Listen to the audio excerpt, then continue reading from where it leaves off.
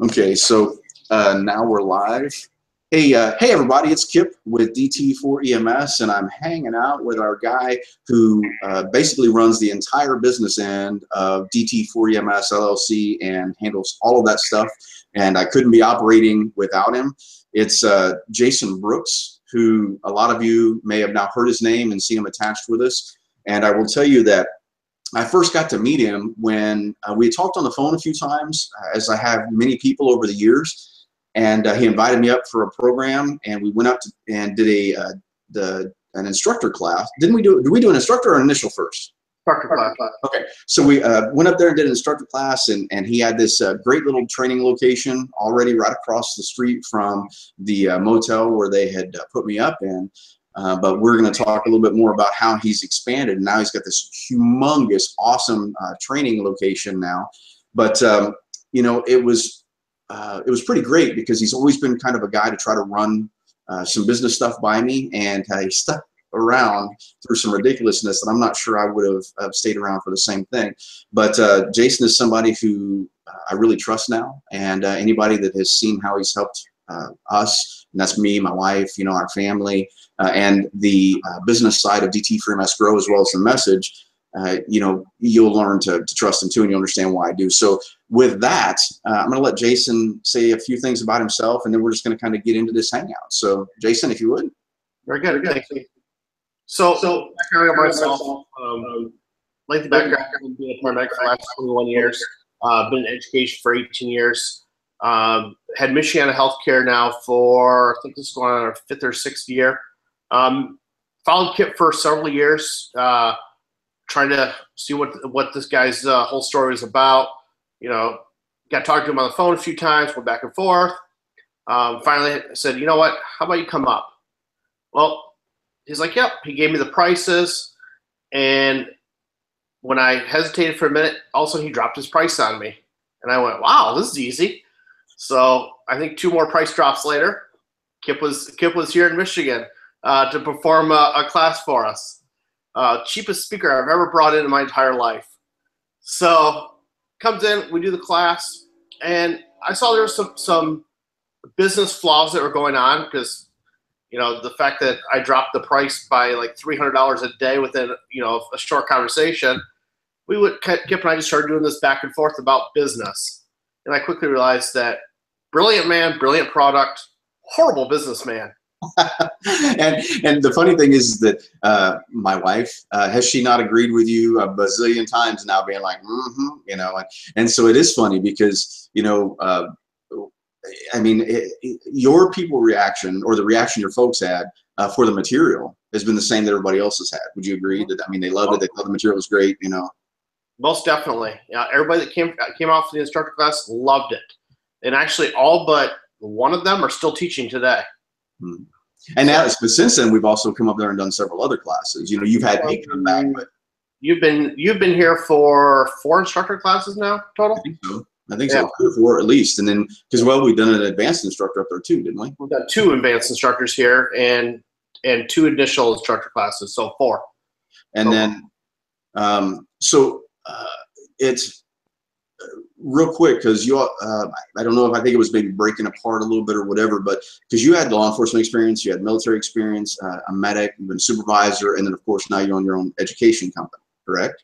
That's correct. All right, and so you had a wealth of knowledge as well, and you would have to agree that it was hard to get through my shell of, you know, the business side of things, and I think that there was there's no thinking about it. There was one time where we were getting done with the class. I don't remember whether it was the first, second, I don't even know, but we were leaving. It was the end of the day, and I think there was Matt, you and I, we were kind of talking back and forth, and then, you know, I heard well, you need to, and then I was just like inside, and then I'm barking, and I get frustrated. But again, now that I find out there's more to it than just that. There was some, you know, the PTSD issues that were in there that didn't let me always see things really clearly. But I have to give my hats off to you, and I've said it a bazillion times anymore, is because, man, I mean, I would get angry, and I would yell and cuss and be flipping stupid. But yet every time it was like you were listening and you'd let it go and you were waiting, and then you would kind of go, I'll never forget, there was one time it was even on the phone here, because no different than that day there, but you gave a pause and you were like, hey man, are you done?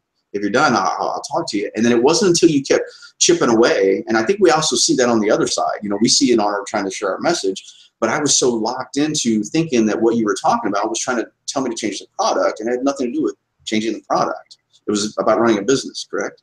That is correct. Yes, I actually remember that very well. There was a lot of screaming on your part, yelling, and I quite well remember saying, "Are you freaking done yet?" And you stopped and you went, "What?" And I don't know if, again, if the roles would have been reversed, I'm not so sure that I could have been that way. You know, at least not in the mental state that I had been for the last couple of years with, you know, the mental health aspect of things. But I'm very appreciative now that you've hung around, because there have been, you would have to agree now that we most certainly have very frank discussions about whatever. It doesn't matter what it is. You know that you can now come to me, and whether I like it or not, you're still going to bring it up, and then vice versa, yes or no. By far. And there's never an argument anymore. You listen, you give me your opinion back, and we work out the answer.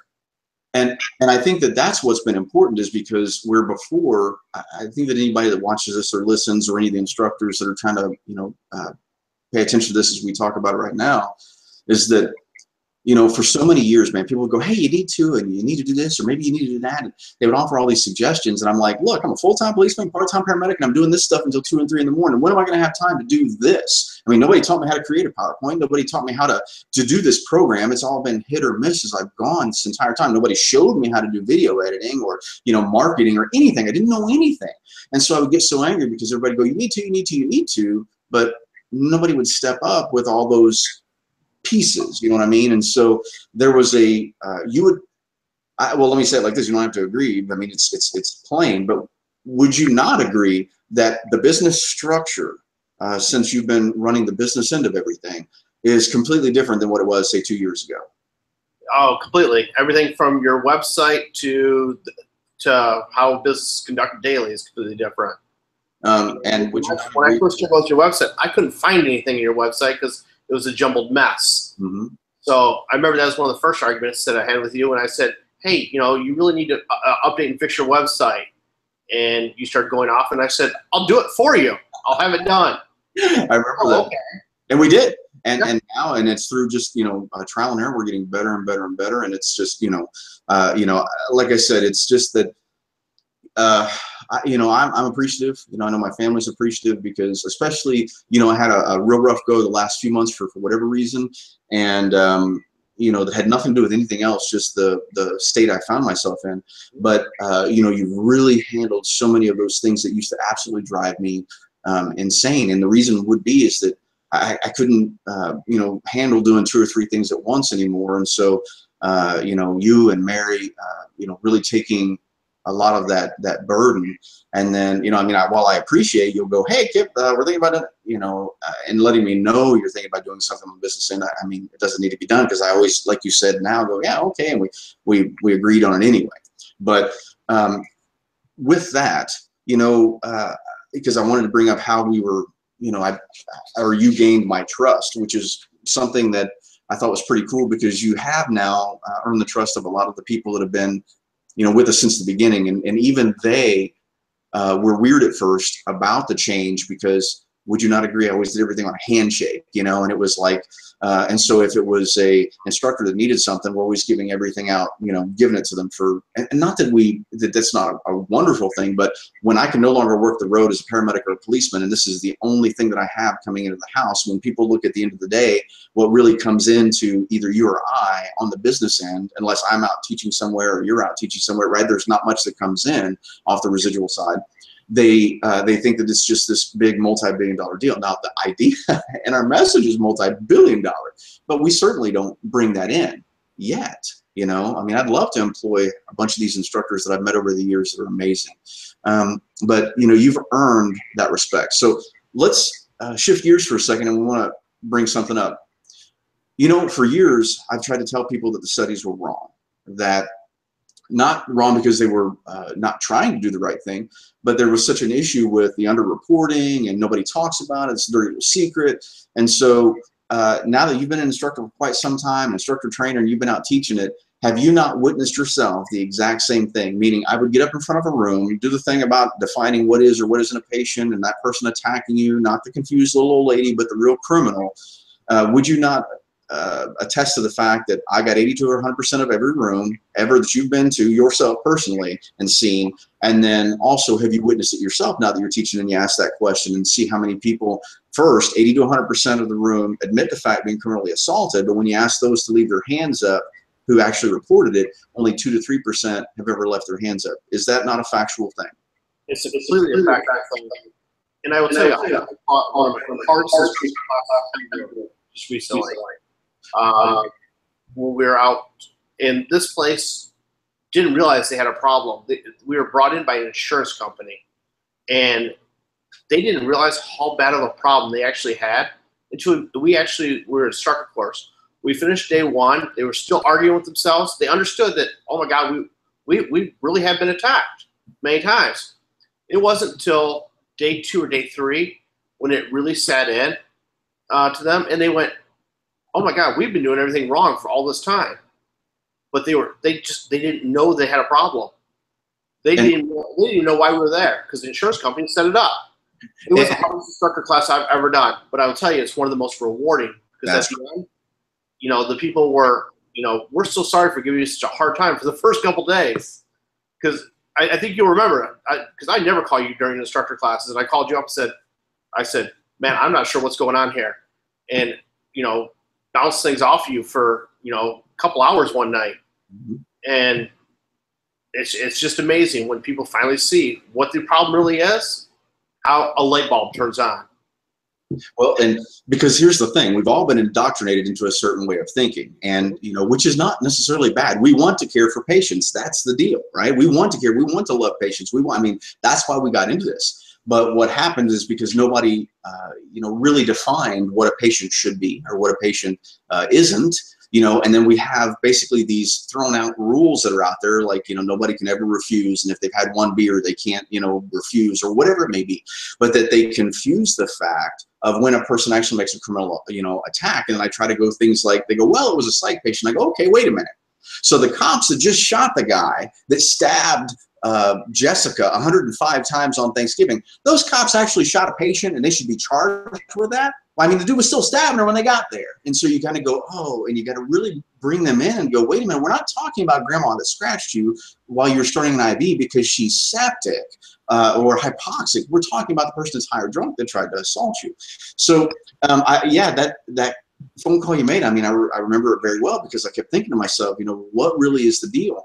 And again, it's because of the dirty little secret. Nobody really talks about it. And now I love the fact, and I'm being facetious a little bit as I say it, but how everybody's now trying to jump on and say the things that we've been saying for forever, but because they're a comedian or because they've, you know, had a bunch of followers on whatever their deal is, once they say something about this subject, everybody's like, oh my God, we got to do something. But yet they're saying, well, we've been saying for forever. But that's just part of, you know, what we've gone on. So, or what we've had to deal with. Not to interrupt you, but, you know, one of the things that really needs to be put forward is the fact that DT4EMS is still the only program out there that defines the difference between a patient and attacker.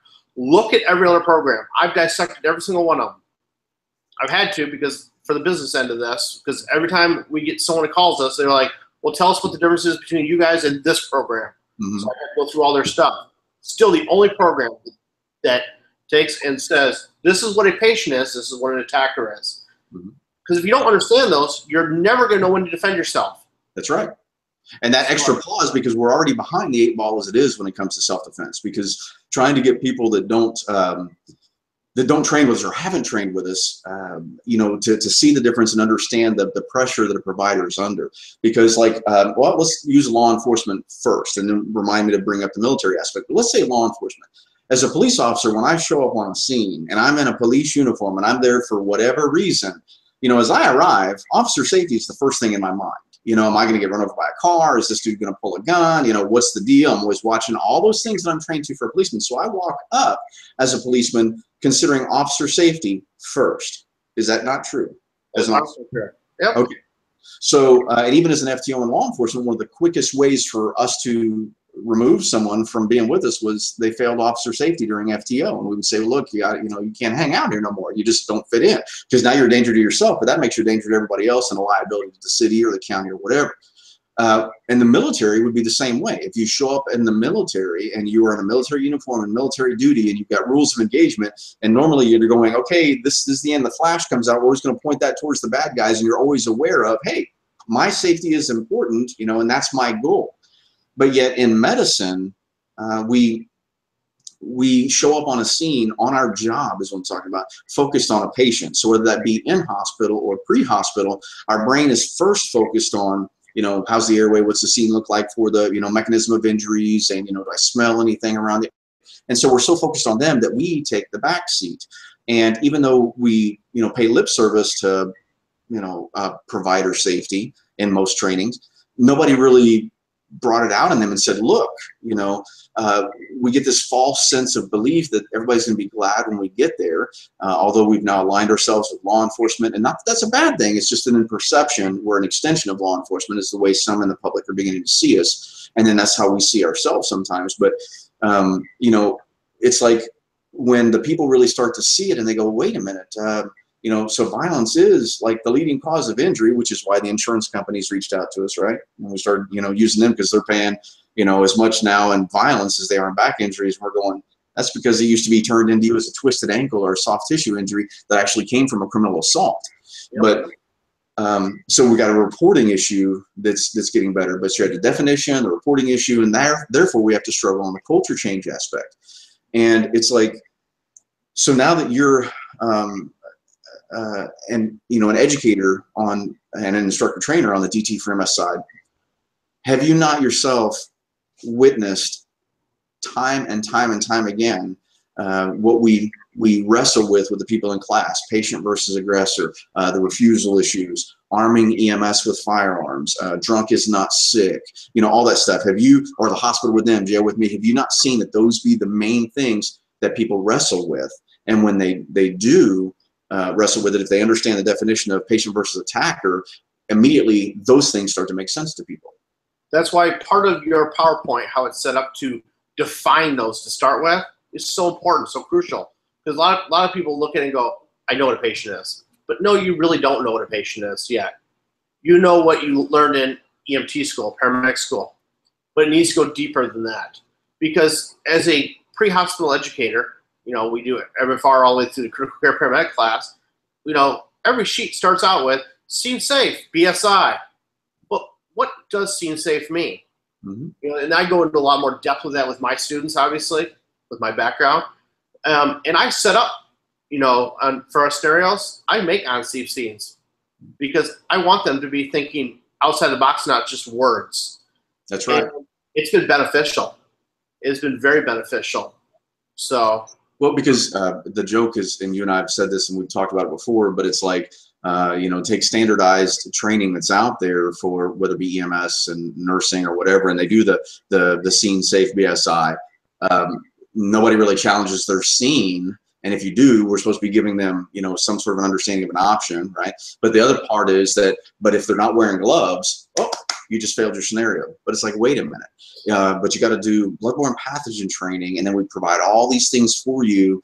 So not only do you have your initial training, but how many times do I have to be told that if it's wet and sticky and it's not mine, I probably shouldn't put it in my mouth. I probably shouldn't lay around and waller in it, and so it's like, but yet, our people are forced to take that every year, and violence still. It's like that compilation video we finally did, because just look even now over the last 4 or 5 years that we've been together, how you've seen more and more stories start to surface, where before we couldn't get crap. Remember, we had the assault on staff log. Nobody else has that. I mean, as a matter of fact, it'd be a blip on their website, and then they delete it later for storage space. They don't need it anymore.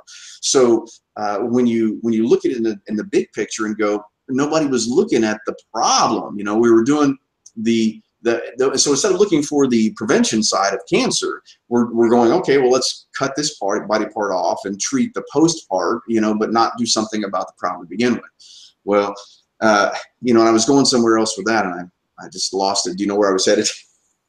No, but I will throw out something that, some of the instructors, it may be good for them to hear, is the fact that these videos that have been popping up, we've been getting phone calls and emails from people who, say, this happened to me. And for the first time, actually talking about it and saying, we've never heard of you guys. How do we get this into our agency? Right. Well, and which is, I'm sorry. I was just going to say that's what I found so much was that by going around that even my carjacking didn't talk about it for a couple of years. I was embarrassed, So I mean, I get it. I understand the shaming that goes on with it. But the funny thing is exactly what you said, which I'm glad you brought up. Is man, every single thing that we post, somebody has had that happen. Obviously at least that person, but we have stories of it, and then it's worse is the face-to-face stories. You know what I mean? When you get them and they're telling you this, and then you're, holding back your tears in front of people as they're telling you their story, but they didn't talk about it beforehand, and they hadn't told anybody else around there, and how many times have we already had that in class where people look over at a peer and go, I didn't even know that happened to you, right? Or an administrator or supervisor looking at them going, why did you never tell me this? Why? Culture, they just weren't, it's not cool to talk about. That's just the way it is. Negative. It's not just the way it is. But so with the stories, would you agree that you see those battles and then, but we've been trying to answer them, and it's not until we plant their behinds in a seat for a minute and chip away at the fake bravado or that fake armor that they've put up. And I was guilty, I mean, I was guilty too.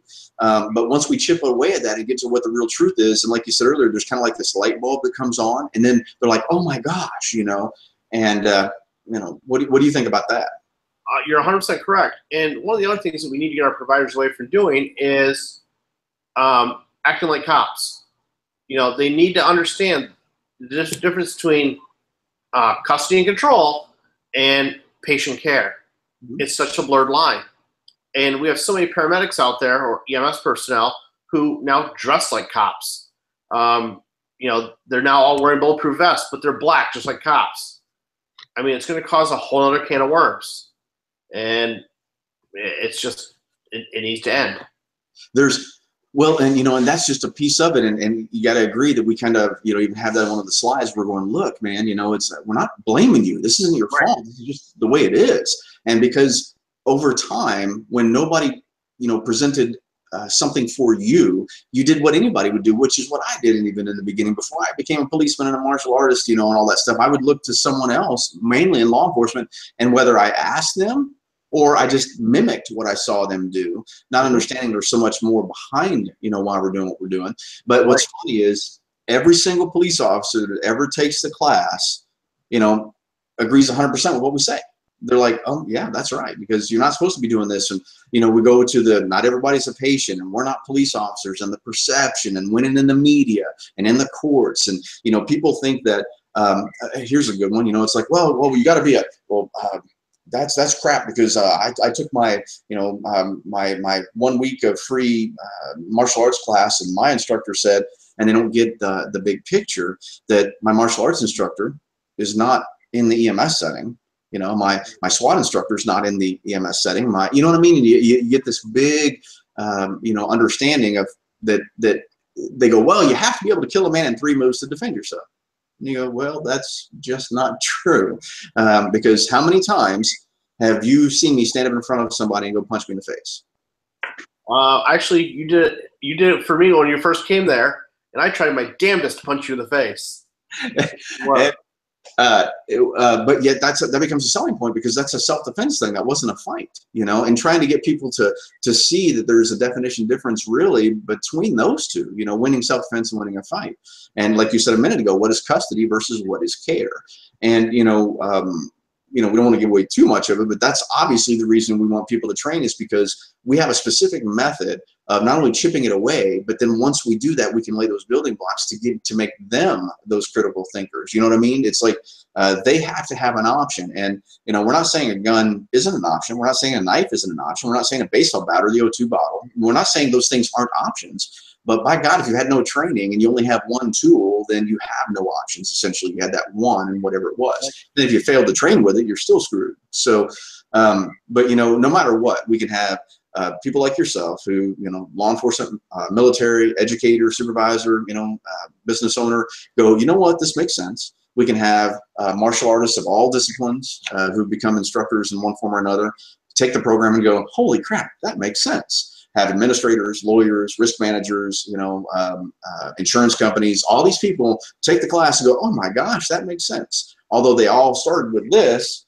they train with us and they go, now we get it, but yet in internet, you gotta worry about the guy being a keyboard warrior that can hide behind anonymity going, well, and I would just stab him 75 times in the face with my, whatever, just because the person was being rude. Nobody qualified whether the person was drunk or was having a stroke. But that gets into something else. But would you agree then that our message, so what we're trying to put out with Eve, whether it be in the pre-hospital side or the in-hospital side, would you not agree that our message is always about being moral, and ethical and, legally sound, the best that we possibly can be? Would you agree? Most definitely. Because the whole thing comes down to customer service. If you don't have good customer service, you're going to get fired. It's pretty simple. It's a simple concept. Yeah, we are all overworked, underpaid. We work long hours, but people want to be treated fairly. Start there. Yeah, which was actually what when you said, I was like, oh man, that's exactly what I was leading to a minute ago, where I lost my train of thought. But that's it. And so what we've forgotten is that we've forgotten to offer care, and we start trying to act like we're in control of something. And we always say in class, it's like, look, man, it's hard for somebody to want to punch you dead in the mouth when you're being polite to them, when you're being nice to them.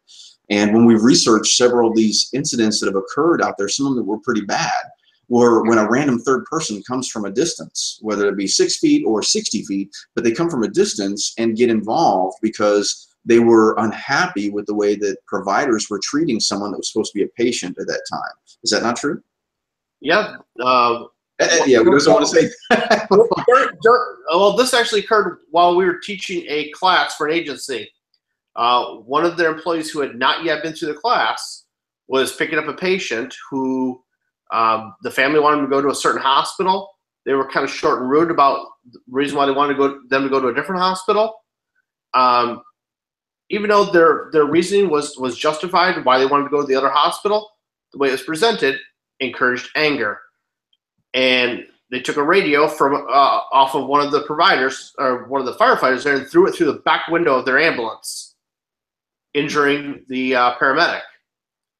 And it's all been avoided just by the words we use. That's correct. And we've seen that. And whether these people be, heavy inner city or, rural, it's all the same, because it's all relative. The numbers are all the same everywhere we've ever been, anywhere across the country. The numbers are relative. But what happens is people will hear the customer service thing, and then they just go, well, I've been through those before, and we're going, okay, that's all right, because we're unaware of anybody else who has spent more time researching this particular subject than we have. That doesn't mean that we are, perfect, but it does mean that we want to do the right thing, and we are constantly. Would you not agree that we're constantly updating material? We're always staying on top of whatever would be considered, cutting edge, whether it be the way that we present the material, whether the way we disseminate that material, or even the support that we give, like instructors or end users. It's a constantly evolving program. So, and if it doesn't evolve to take in the things that are changing, we're no different than some of the other programs that are already out there. Mm-hmm. So, yeah, it's definitely always evolving. Things are always changing. That's why there's the new 6.0 that just came out for fire and EMS. That's why the new hospital one just came out recently, because it takes into account of the things that have changed, and a lot of new incidents that have been brought up in there. Some good, some bad. Correct. And that, and which brings up another point. If we could just get people at times to go, sometimes it's not always important to know what to do, but sometimes it's important to know what not to do. Mm-hmm. And forever, we just keep seeing lip service after lip service paid to it. And that is the subject that is violence in medicine. And you go, I wish, because, well, we're not, I don't think anybody can see it, but, I sometimes get a little bit frustrated and say things that I shouldn't, and businesses suffer because of that. But when somebody says something that's really stupid and it's getting people hurt, or they're encouraging more people to get hurt, or they just don't care, I get angry because I go, if you had to be there and you meet that person, or you talk to that person, or it's your employee or a coworker, and you've ridiculed them over, this type of a situation, or you've, belittled them, and, you don't realize what you're doing now is sometimes worse than the actual incident itself.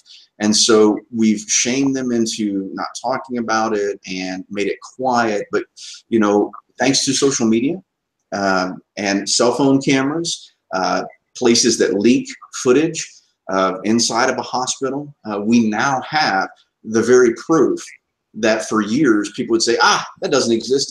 It's not a problem. It's nothing. And then it's like, you got to admit that once you really see the truth and you dug into it more yourself, that now would you not agree that you get frustrated too, because you're going, why can't they see this? Why won't you listen? What are we doing wrong to get you to listen? We're just like you. We care about you. Why won't you listen? What do you think about that? Well, a lot of it comes down to denial that there's a problem. And then with a lot of leadership, it comes down to dollars and cents. If I ignore it, maybe it'll go away. I know in a couple presentations I've done lately to some people who've called, I've actually used the Glendale, Arizona video in part of that presentation. And I ask them, could this happen to you? And they'll look on their face, and I said, you right now are picturing a couple people you see could see this. Your staff doing this, couldn't you? I said, so what do you think the end result of this would be? And the employer at that point goes, I would be out of a job. I said, what about your employees? He goes, I'm thinking more of myself at this point. And they get it. But sometimes it takes that. Well, and unfortunately, sometimes it is the pain. It's that fear of losing something that motivates them, more than the excitement of a gain. And when you break down it, the big picture, you just sometimes, you shake your head and go, and we of course use the power cod analogy, or you'll spend $18,000, $15,000 to $18,000 on a power cod, but yet you could train how many people for that same amount of money on something that causes more injury than back injury, and that's one cod. Imagine if you did it all throughout your service. But when granted the Glendale is one, but what we also say about that type of video, because we have more than that, right? That's right.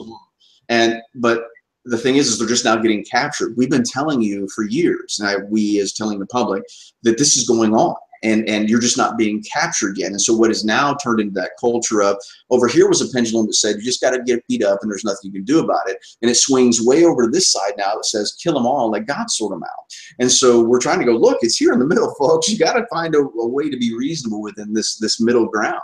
And with us already being behind the 8 ball, we're showing up thinking about patients. We are always going to be, harder to train to defend yourself with anything that's really great, which is why, meaning something that's going to be 100% foolproof, because we show up already.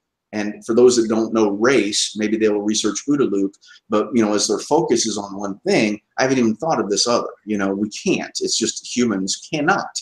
So when you have to have that specific message for people, and they've met with this resistance of saying, look, this is the way it's always been, it's the way we're going to do it, and no matter how many people with the credentials that they have going, guys, you need to talk to these folks, you need to train with these folks. I know for a fact people have reached out to several agencies, and of course we're talking prior to, like some of the ones that you're familiar with right now, but we know that people have reached out, and then they still didn't. And like you said, they go, well, if I ignore it, and man, when it comes back to bite them in the hiney, it's so much worse, because now how do you say it's not a problem when OSHA says it's a problem? CDC has even posted stuff on it. NIOSH says it's a problem. The Emergency Nurses Association, the NAEMT, the National EMS Management Association. All these people have got out there and said, look, guys, this is really an issue. You need to be doing something. Insurance companies are now saying it's a problem. Yeah. Insurance companies. They're saying, we're paying out more in assault injuries now than we're paying out for slip and falls, back injuries, etc. So that's how they know it's the problem. That's how they know it's a problem. And then when you present to them, because I got to do that risk management. Speaking on behalf of Safety National, we were up there with them, and you should have seen the look on those risk managers out there in the audience. They were like, they couldn't believe the facts and the numbers, and actually even some of them, when the videos of providers being attacked you know, we were showing them, they would do this. They would actually cover their face and look down. And so I'm like, how do you think the person being attacked felt then? You know, I mean, you can't even watch it up here, and you're not smelling the smells. You're not dealing with the adrenaline. You're not dealing with any of that other stuff.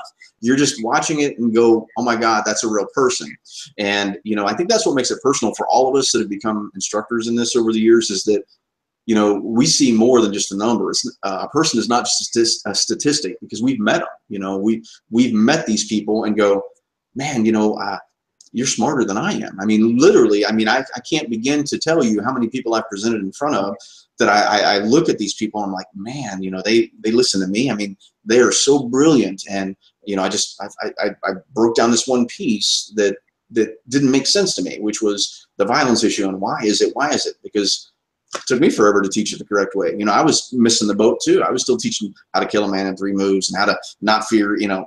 And the truth be known is that, man, unless you walk up with a Glock in your hand on every call, you know, we're still going to be caught by surprise, because that's not our gig. We don't walk in, you know, with weapons drawn going, hi, how are you today? I'm here to treat your chest pain. We don't act like that. And so it makes that piece a little bit more difficult. But, you know, we kind of hit on it, but the administrators at times go, you know, I'll ignore it. But then, you know, we've got the frontline staff that go, I don't need it. You know, I already know everything I need to know. I do this, I do that. Well, you know, if that was the case, if we all knew it all the time already, then why is it still a problem? You know, and then we can have all these guys that could kick my butt in a heartbeat, man, get up and at the end of class go, holy crap, man, that makes sense. You know, and don't just take our word for it. They're in hangouts just like this that you can see some of those people. But do you have any other insights on why you think people aren't taking it serious or they're not training? Do you have any thoughts on it? Just, you know, just came to mind right now. Dustin Lindland. Oh, Dustin Hazlett, yeah. Just came to my mind right now. Yeah.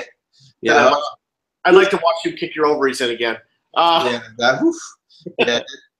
man, I'm telling you, when we were talking on him and I on that hangout that we did, and again, it was funny. Just for those that haven't seen it, I'll give like the 10-second piece of it. But when I saw his picture come up, and you know, of course, I get a lot of people that send a friend request because I'm sure they're doing their background checking on me or whatever. So I just clicked his, but then I noticed that I could see, oh, he was on his back, and then there was a little girl that turns out to be his daughter. Later on, I found that out. But he's on the ground. He's doing some work with her, and she's probably, you know, 4 years old in this picture, and you know, he's in a gi with a black belt on.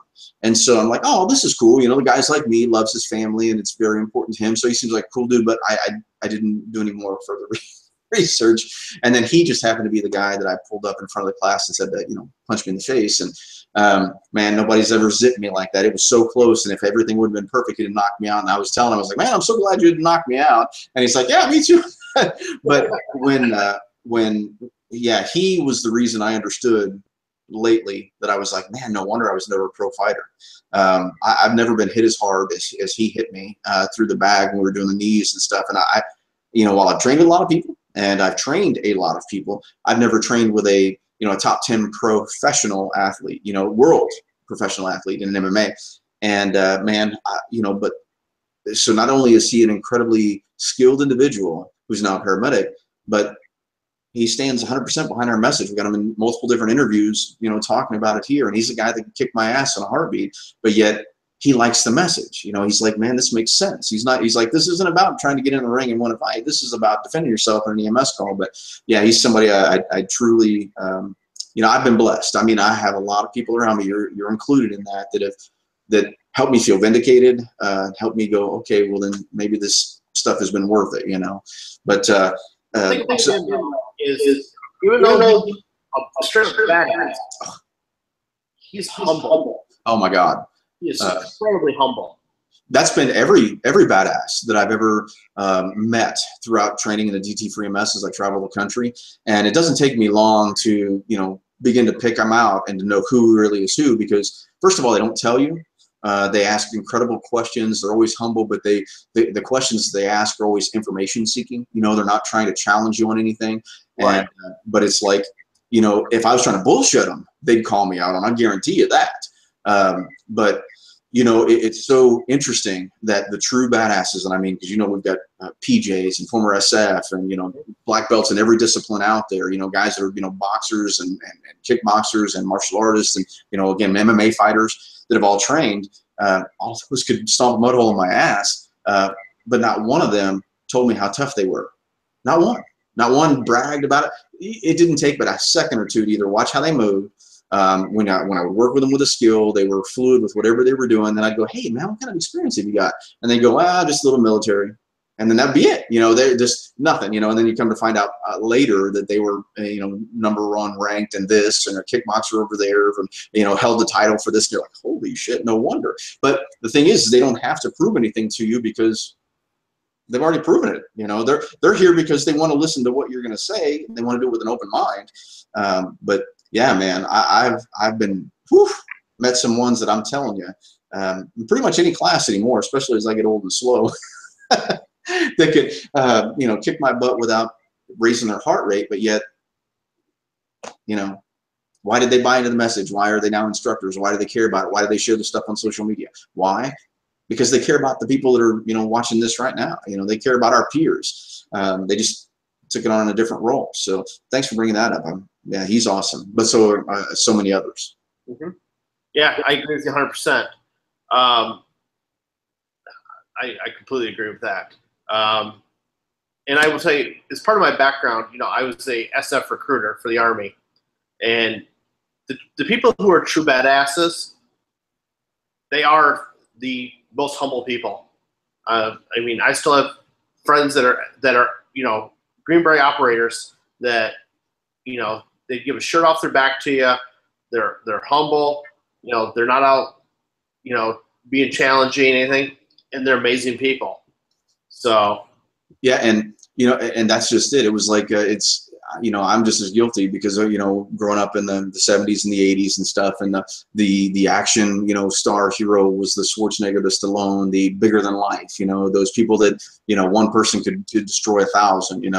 And what's interesting is, so that's what you thought you would see when you would meet these people and you find out who they are, and you're like, because you had no idea. There's like I don't know, man. And we would of course digress into a lot of that, because even I met one when I was up there at your place, a guy that was, I want to say, did some stuff like it was in Grenada and things like that. And it's like, but that stuff, huh? Spencer Miller. Yeah. And so it's not until Navy CB. Yeah. Yep. Just a great guy, I mean, they don't go telling you any of that stuff until it's later. You formulate a relationship. It isn't on titles. It's all this stuff. Then all of a sudden it starts to come out, and you're like, holy crap! But it's then when they do it like that, well, again, I respect them from a whole different level, because then I look at them and go, not only did you have the ability to beat me up at any point in time you would choose to, because I always try to roll with anybody that'll roll with me, if I'm healthy while I'm there, because I want to get better. But it also gives me a chance to see and to feel, because, Andy is his name, combat corpsman, who did time in Fallujah and is now, just a critical care paramedic himself in the St. Louis area, who became a trainer. When I met him at first, he was just there for the first 2 days. And a man crush, if you ever say such a thing, but there was just this way he would, anytime he would open his mouth, all the peers would listen to him. He was just a part-timer there with him, and so it was like, but I was drawn to that. I picked up on it, that he was just something amazing.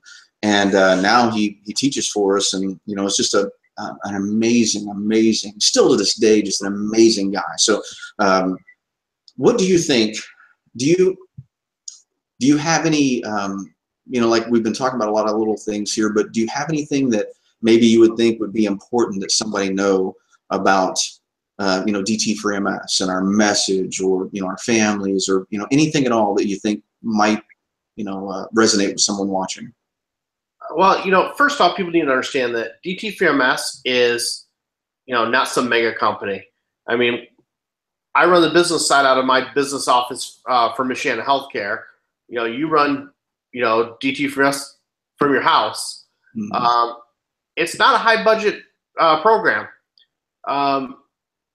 because the whole focus of this whole program is on the provider. And I'm, you know, and I'm not taking anything away from you, Kip, by any means, but you know, when I met Kip, he did this basically for free. He was almost paying people to listen to his program. And I stepped in because the simple fact that, you know, guy's got to feed his family. And you've given up a lot for this program. And that's one thing I don't think people realize is because I've dealt with some people who were with you prior to me being there, and they were used to, if they wanted something, give it to them. And then I stepped in and I said, sorry, that's not free anymore. And it angered some folks. You know, I will tell you, I'll use Jen Hansen for a minute. You know, I talk to Jen on a regular basis. She's one of those people to start off with. I'm pretty sure she was lividly pissed at me because I told her things weren't free. And she was like, who the hell are you? Right. But I will tell you that over all this time, you know, her and I have dealings, she now understands more of what really the business is about. It's about people and the fact that you have to get something back in your return for all your investment you've made to this. I mean, she is a phenomenal instructor. She's a phenomenal person. Yes. And, you know, her and I had a little hard patch there where she was basically a, who the hell are you? But I'll tell you, she is someone that gives 110% to every time she presents this program, and she's a phenomenal asset. She's doing her first instructor class as we speak right now, and I will tell you, she put more prep into this first program than you can imagine. You see that? I was getting the goosebumps. I don't know if you can see them now off of there, but it's you know, oh, there, do you see them? Yeah.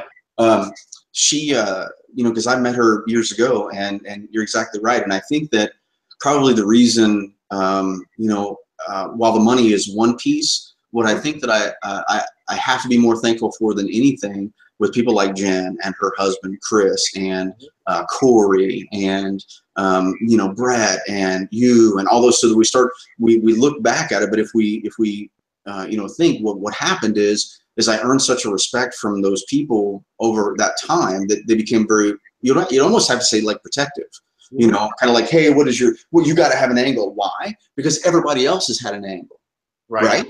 But because now you were bringing your part. So see, they brought their parts. And when you're bringing your part, because right now they're looking at it going, whoa, whoa, whoa, whoa, whoa. Wait, right? It's never been about making a dollar. Well, I agree. I've never had to be about that. That's why I finally had to go stop. You know, I had to stop. And then you've actually, even since then, although I've been good lately, I would still be involved. And you're going, look, man, you know, you're going to have me do this. You need to let me do this because I'm still guilty of it. Because I always felt so guilty of asking someone to pay me. I'm like, who am I? You know, and not really looking at it going, look, I spent 20 years doing this. This is all I do. This is all I'm researching. All you got to do is look social media. You'll see me on at 8 o'clock in the morning, and you'll see me on until 2 o'clock in the morning because I've been working on something, researching, and then trying to share this piece. And then while still being berated by certain people, you know, in different places who don't know me or know nothing about us, but just want to go, well, I just shoot someone. And then, you know, and I don't know, but I think that was a huge part of it.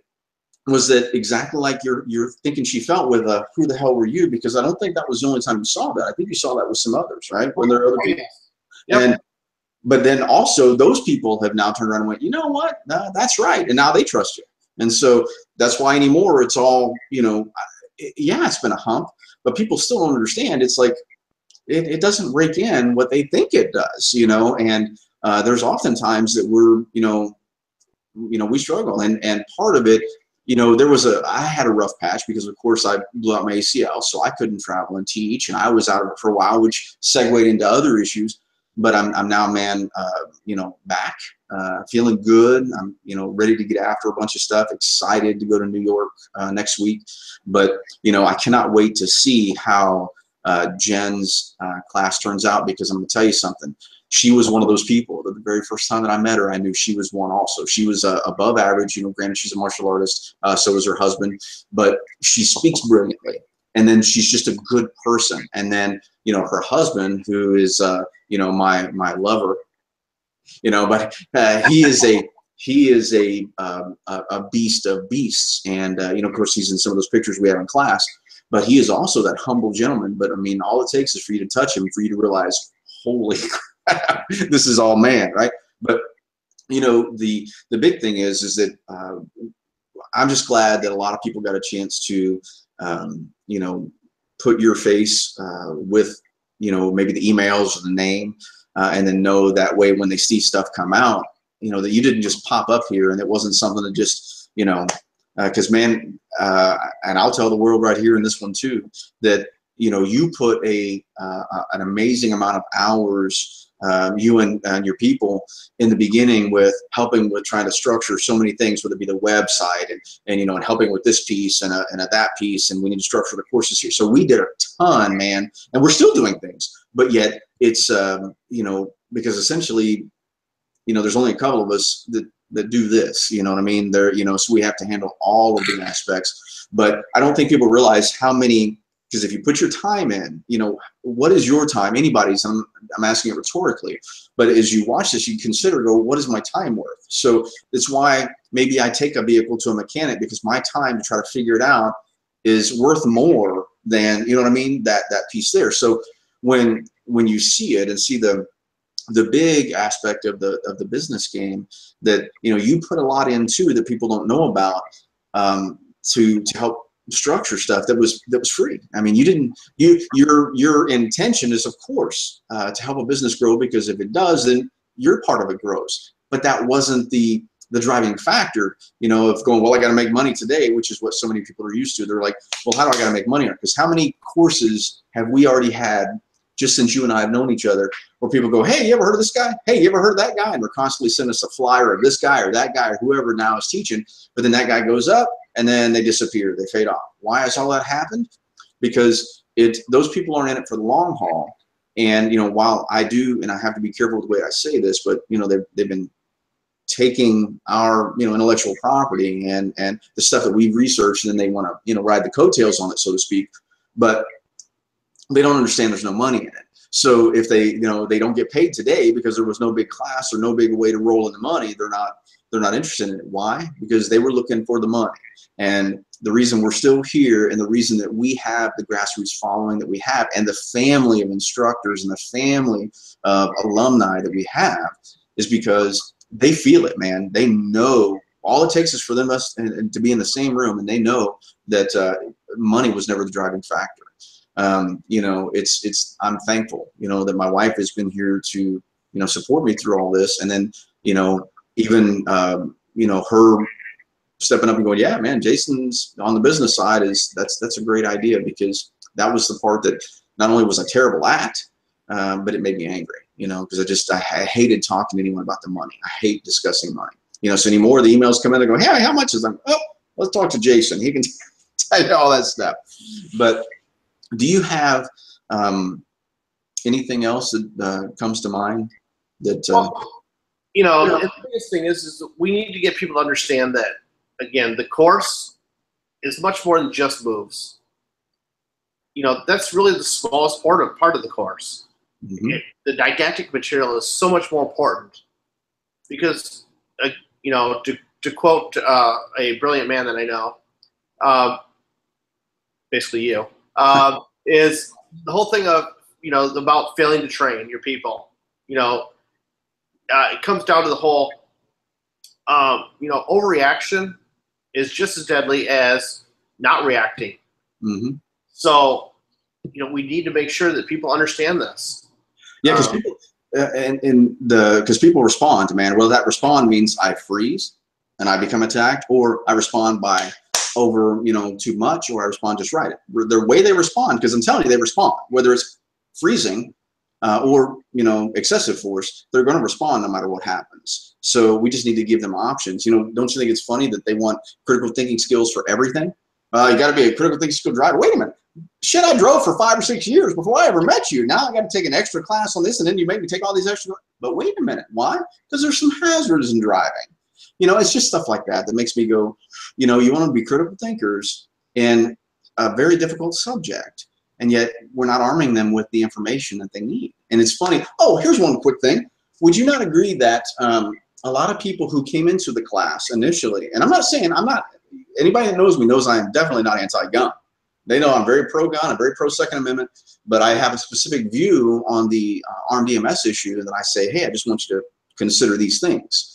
And then would you not agree that a lot of people that came to class wanting to be armed at first leave the class going, maybe I should think about that a little bit more. Have you seen that? Oh, most definitely, all the time. You know, I'll give you an example.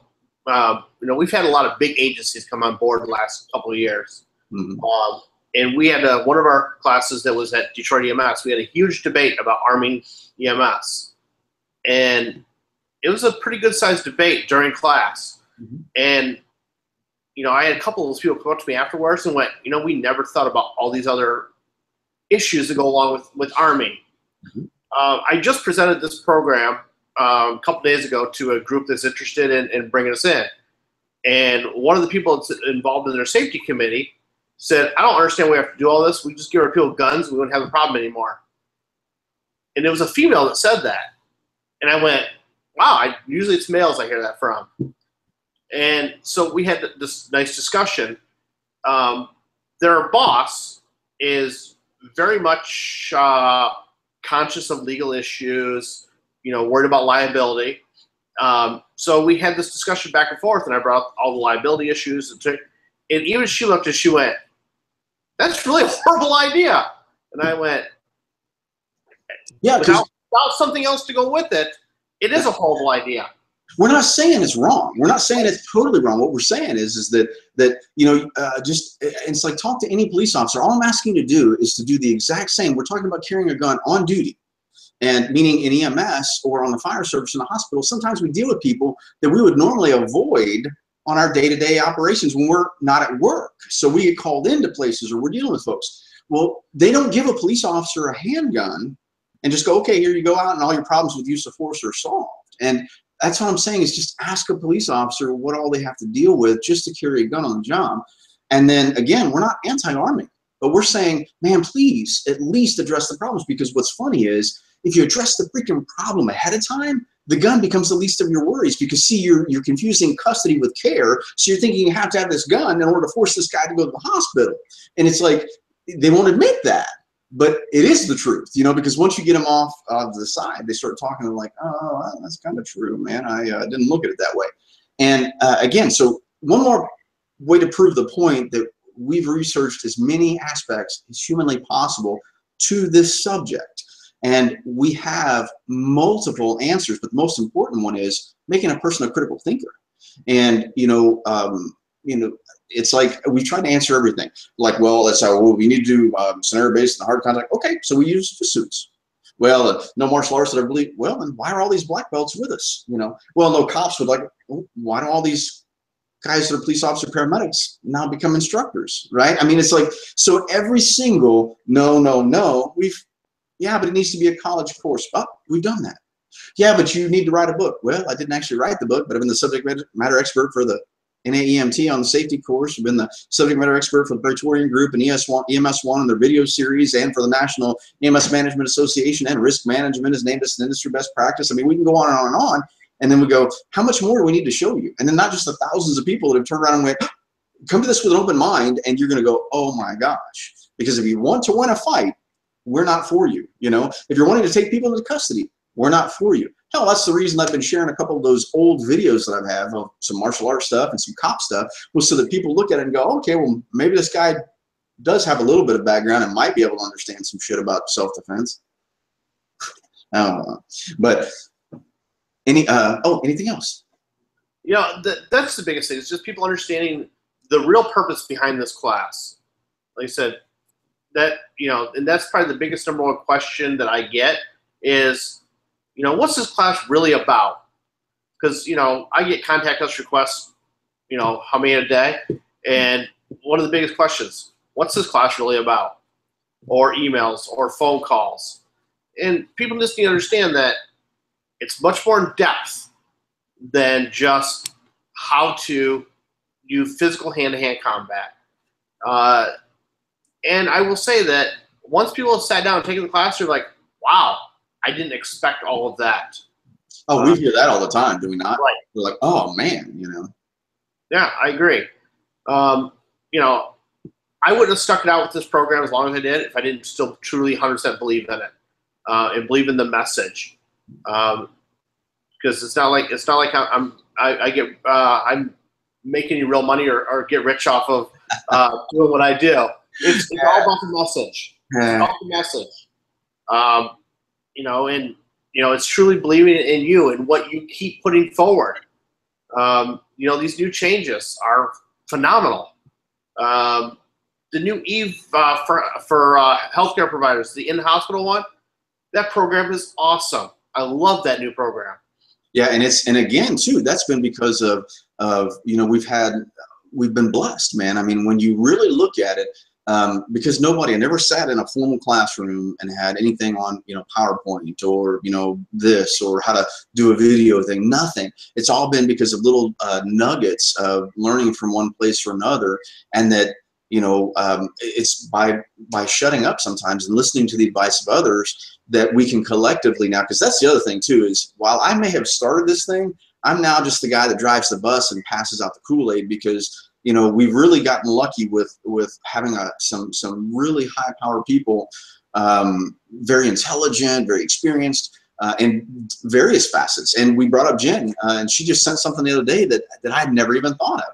And it had to do with the answer key for the new 6.0 test. And she's like, hey, because the way I did it, you know, we highlighted it. So she's like, hey, not everybody's got a color computer, and sometimes when you print that out, you know, it just doesn't look right. So maybe think about highlighting in gray. And I was like, that's a great idea. Nobody ever said that before. And so it's little things like that that have helped us, you know, get better and better and better. So that's the part that I'm also thankful to, that I wish that people would just do their due diligence, man. If they would look, they could see the social proof that we can provide of people smarter, tougher, stronger, faster, you know, whatever, that go, you know what, for EMS, the healthcare provider, for the firefighter on the medical scene, this stuff makes sense, you know. And then when you look at the cost aspect, you go, well, wait a minute, that's nothing compared to what, you know, the other things are that they pay for, that the people leave their class going, that was the biggest waste of my time I've ever had. This one, they leave more often than not going, wow, where's this been? I mean, how many videos do you have, you know, or can I show of people saying that on video, going, man, where's this been? This is awesome.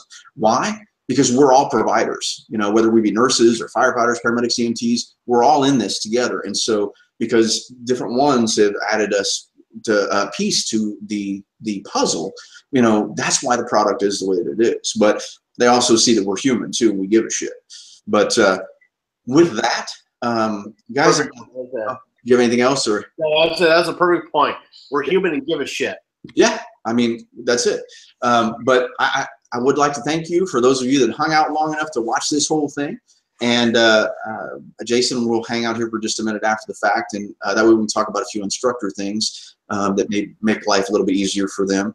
But, you know, guys, tons of information on the DT4EMS website. If you are ever in Michigan, check out his MHEC, the Michiana Healthcare Education Center, and I'm telling you, you're going to be impressed. Everything from, you know, simulators out the yin yang, offers all kinds of classes not always offered in other places.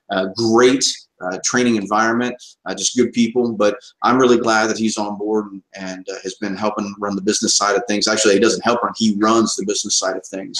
So hopefully this will, you know, do something so that my wife will quit beating me about the head and shoulders. But anyway, with that, thanks everybody for watching. I'm Kip Teitsort. I want to mention real quick.